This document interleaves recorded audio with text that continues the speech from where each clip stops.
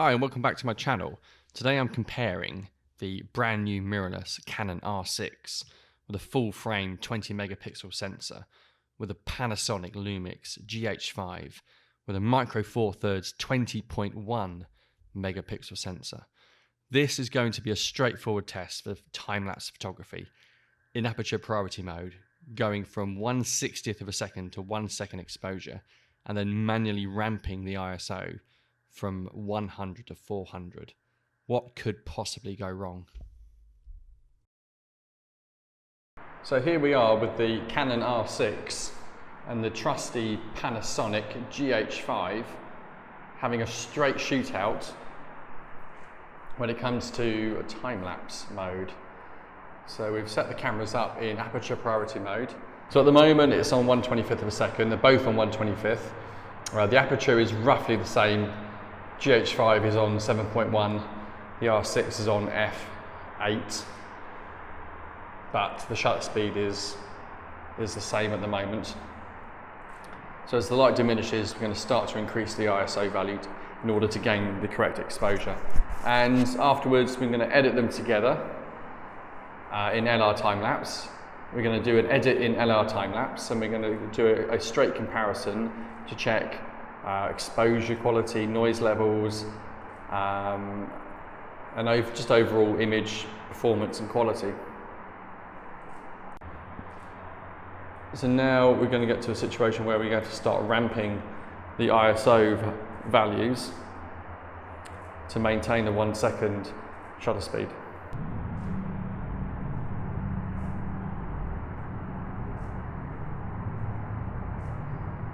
So as you can see, we started at 1/60th of a second with an aperture of f8 on the R6 and 7.1 on the GH5. For some reason, the aperture wasn't exactly the same, but the exposure value is the same. That's all that matters, and it's only 1/3 of a stop. So as you can see, that the shutter speed is gradually ramping down automatically as the light decreases outside.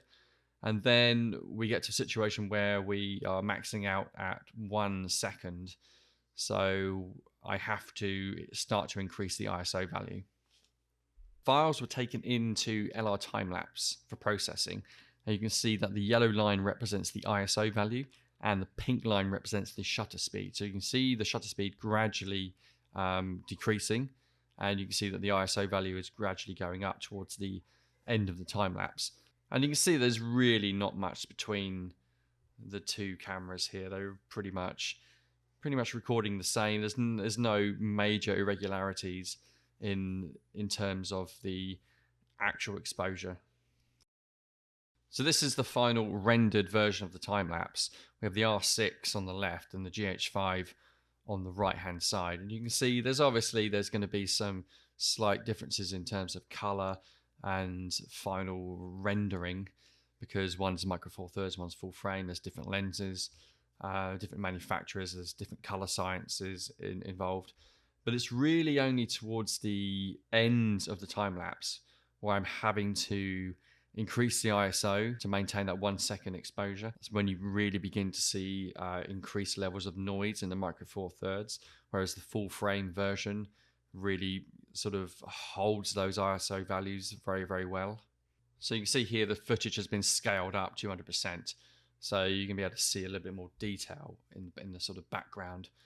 So at the moment, there's not much really between them because we're keeping the ISO values quite low, around 100.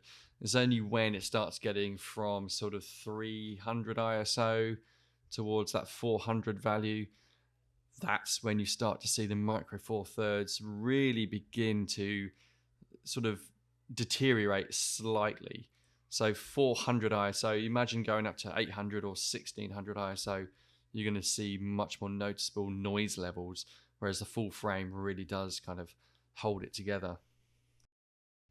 So this is now scaled up 400%, and you can see on the right side with the GH5, noticeably increased noise levels, but a very simple plugin that's native to Adobe Premiere is the VRD noise, and even that helps to reduce the amount of noise, and that's one of the standard plugins within Premiere.